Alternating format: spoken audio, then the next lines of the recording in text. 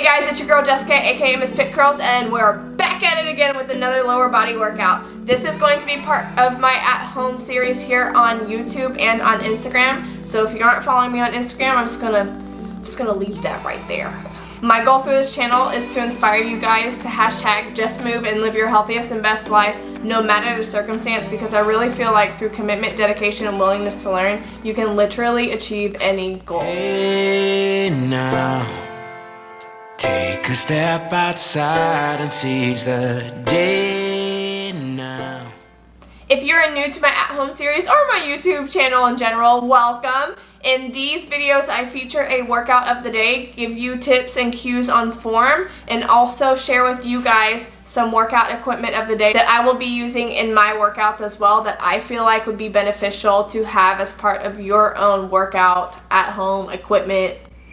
Did that make sense? I want these videos to be as helpful as they can be, not just for this time that we're in right now, but for any time in the future as well, if you're someone that works out generally at home and that's something that's more convenient to you. Okay, so with that being said, the workout equipment that we need in today's video is going to be one single resistance band. We are going to keep it simple today. This is also known as a pull-up assist band, and it's used for, you guessed it, pull-ups. You can use them for assistance in dips. You could also use them for shoulder press. You could use them for a front squat. You could use them for RDLs. You could use them for regular deadlifts. You could use this to replace so many exercises that use barbells or dumbbells by just using this at home. And that's what I'm going to be showing you guys today in the exercises or the movements I do during my workout today as well. So without further ado, let's just get into the video.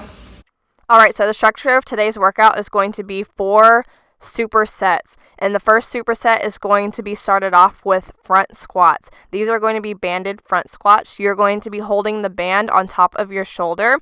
You are going to hold that resistance band in place on top of your shoulder, so that way that does not budge. You're going to take 3 seconds on the eccentric phase down. Concentric phase, you're going to go 2 seconds up. So as you can see, I'm going 1001, 1002, 1003, 1001, 1002 up, 1001, 1002, 1003, and then 2 seconds up. So that's going to be the tempo for this movement right now. For this movement, you want to keep your chest up and the weight on the arches of your feet. And as always, you want to keep that core engaged, so a nice tight core, and then those shoulders rolled back. We are going to be supersetting this with the next movement, so keep in mind a superset is two to three exercises back to back with no rest. So right after these front squats, we are going to be going straight into the next movement. What this slowed down tempo does is it provides constant tension on your muscle, so as we're slowing it down, we're really making the muscle work for it. So we're going to finish out this movement, and we're going to go straight into the next one.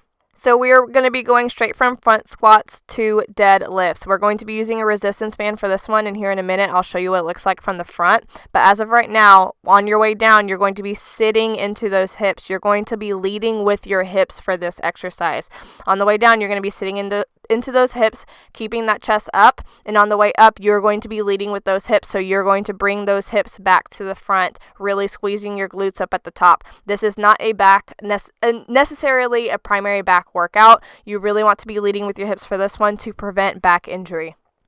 But as you can see from the front now, you are going to be keeping the resistance bands underneath the arches of your feet. You're going to cross those resistance bands, making it an X, so that way it provides more tension to the movement.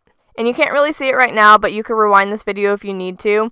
But I am going down until my knees make a 90-degree angle. From the front, you can't really see it as well, but from the side, you can tell that I was going down until my knees made a 90-degree angle and my thighs were parallel with the floor. So that's how deep or how far down you want to go and really control that movement coming back up.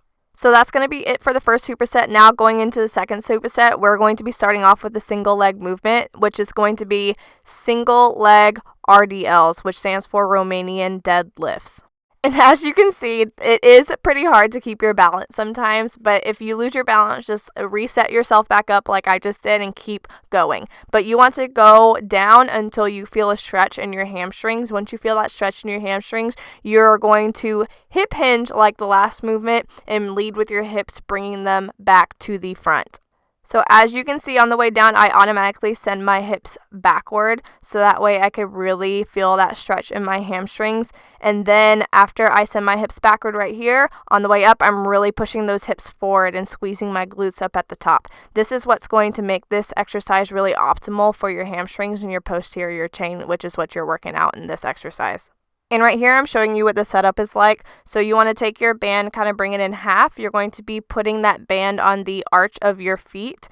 You're going to cross that band, making that X formation. And you're going to start with the movement up at the top. You're going to slowly send your hips back on the way down, so on the eccentric movement or the eccentric phase, and on the concentric you're going to control that movement coming back up, bringing those hips forward, really feeling the tension in your glutes and your hamstrings and squeezing those on the concentric phase. You also want to make sure that you are keeping those shoulders rolled back. You could round out the top of your back to really emphasize the tension in your glutes. I didn't have to in this movement, but know that you can do that as well. Just make sure that you keep that neutral spine. I can honestly go down a little bit more further, but I didn't just because I didn't have that much, range of motion with the resistance bands that I had.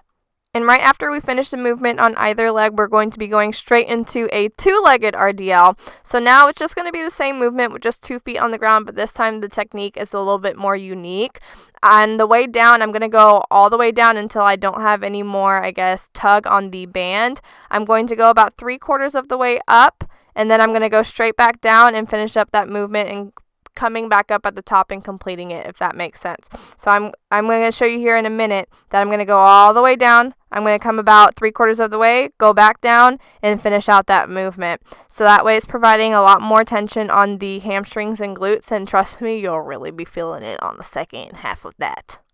I did go ahead and undo that X that I made with the band just because the X really does provide a little bit more resistance, but it was too much resistance up at the top of this movement just because you're adding that 3/4, rep. So you're going to go down, do a 3/4 rep, go all the way back down, and do a full rep. And that was just a little bit too much resistance for that movement. So I went ahead and I did uncross my resistance bands, but that's basically what you're going to be doing for this movement. This is a great time under tension movement, and your girl was definitely feeling it. But that's going to be the end of this second superset. Now we're going to be going into the next superset. And woo, we're halfway there, you guys. So we're going to be starting off this third superset with some glute kickbacks. We're going to be placing the resistance band on the arch of our foot. We're going to be holding the top of the resistance band with our 2 hands. And now we're going to be starting with our knee tucked in.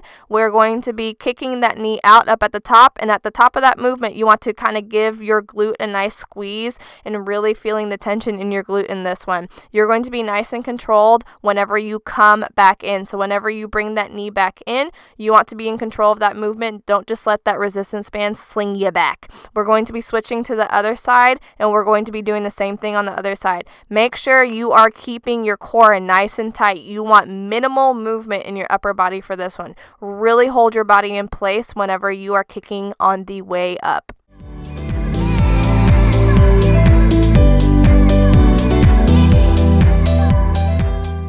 And after those single leg glute kickbacks, we're going to be going straight into some glute bridges. I'm going to be showing you guys how to put it on. So we're going to be folding that band in half like we did before. We're going to place them underneath our arches. We're going to bring that resistance band to the top of our hips, and that way it's going to provide a lot of tension whenever you go into your glute bridges. So now I'm really in control of this movement. You want to make sure that you're really leading with your hips. So you're going to bring your hips all the way to the top. You're going to go nice and slow and controlled on the way down. We're going to be doing 20 of these.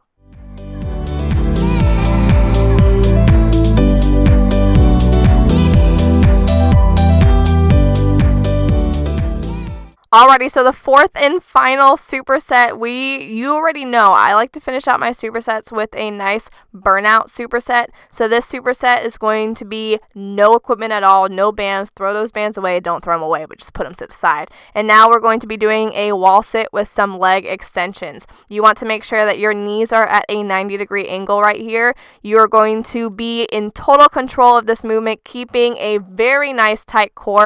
Lower back is going to be flat against the wall. You're going to be taking one leg up at a time into a leg extension and bringing it back down nice and carefully, slow and controlled. Right after that, we're going to be going straight into 20 sumo jump squats.